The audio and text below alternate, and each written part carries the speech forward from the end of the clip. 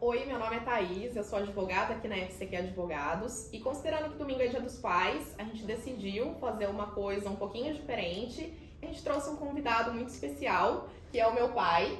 Ele é empresário individual aqui em Campinas e a gente vai bater um papo sobre esse assunto. Prazer imenso estar aqui hoje, né, com a minha filha. Obrigado à FCQ pelo convite, né, pela oportunidade, né, de esclarecer algumas dúvidas com relação à minha empresa. Dúvidas essas que podem ser não só minhas, né, mas talvez de outros empresários. A minha primeira dúvida, né, com relação à empresa um dia eu estava lá no escritório, recebi uma ligação, né, da minha contadora e ela me questionando o seguinte: olha, agora você vai ter que mudar a tua empresa. Né? Eu a princípio fiquei meio confuso, não entendi muito bem, né?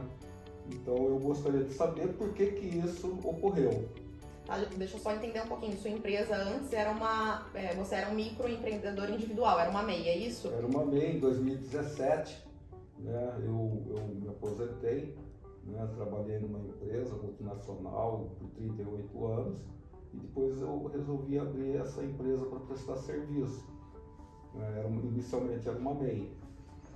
Legal. Essa é uma dúvida muito bacana e acho legal a gente fazer um apontamento, porque pode ser uma dúvida de muitas pessoas, as pessoas acabam às vezes se confundindo.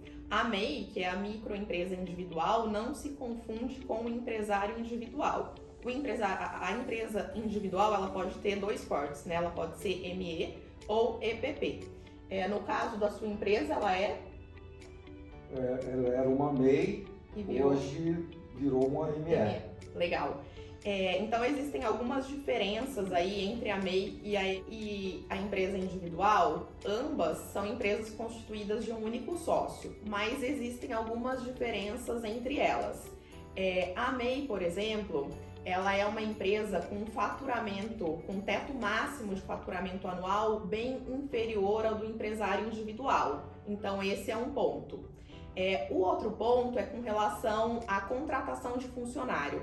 A MEI, ela permite que um único funcionário seja contratado pela empresa, enquanto o empresário individual, se for no porte de ME, como na empresa do meu pai, esse número é maior. Depende, claro, do ramo de atuação, mas essa quantidade aí pode variar de 9 a 19 funcionários. E uma última diferença que a gente pode abordar aqui também é com relação à área, né? A MEI não pode ter atuação em qualquer área. Ela precisa seguir necessariamente uma listagem, né? E enquanto o empresário individual tem um ramo de atuação muito maior. Então, quando a sua contadora entrou em contato com você, o motivo dessa transformação pode ter sido um desses três fatores: ou o aumento do faturamento da tua empresa, ou a mudança do ramo de atuação, ou a expansão da sua empresa, né? Então, antes, talvez, se você fosse sozinho ou tivesse um único funcionário e essa empresa aumentou, então há necessidade de transformar a MEI em empresa individual. Agora que a minha empresa, né, sofreu esse novo enquadramento, né, eu fico assim um pouco preocupado com relação ao risco patrimonial, né? Como que isso funciona? Eu acho muito válida essa sua preocupação, é um ponto sensível. Isso porque a responsabilidade do empresário individual é ilimitada. O que isso quer dizer? Que os bens patrimoniais da pessoa individual, ou seja, da pessoa física José, se confunde com os bens da empresa pessoa jurídica. Ou seja, se eventualmente sua empresa tiver alguma dívida, os credores podem alcançar os bens individuais da pessoa física. Não há uma separação, né? Os bens, eles se confundem. Transformar a minha empresa num outro tipo, né, de empresa, sociedade limitada, por exemplo? Pode sim. Hoje existe a figura da sociedade limitada unipessoal. Então, a sua empresa individual pode ser convertida para esse tipo de sociedade. E isso te blindaria, de certa forma, com relação aos riscos patrimoniais que nós falamos anteriormente. né? Porque o patrimônio da empresa e da pessoa individual não se confundiria mais, eles são separados. Então, essa é uma excelente saída. Um dos outros pontos positivos, né, de transformar a empresa numa sociedade limitada unipessoal é com relação ao capital social. Não existe um capital social mínimo exigido para fazer essa conversão. Eu li uma matéria de uma empresa limitada e que seus bens foram penhorados, né? Por que isso acontece? Isso pode acontecer em algumas situações em que fica evidenciado a má-fé ou a fraude do empresário, ainda que em sociedade limitada. Eu vou tentar explicar com um exemplo. Vamos supor que você tem uma empresa e essa empresa tem uma frota de veículos. Então, ao invés de você comprar esses veículos em nome da empresa, você coloca em nome próprio ou em nome de um laranja, né? Isso caracterizaria aí confusão patrimonial ou desvio de finalidade.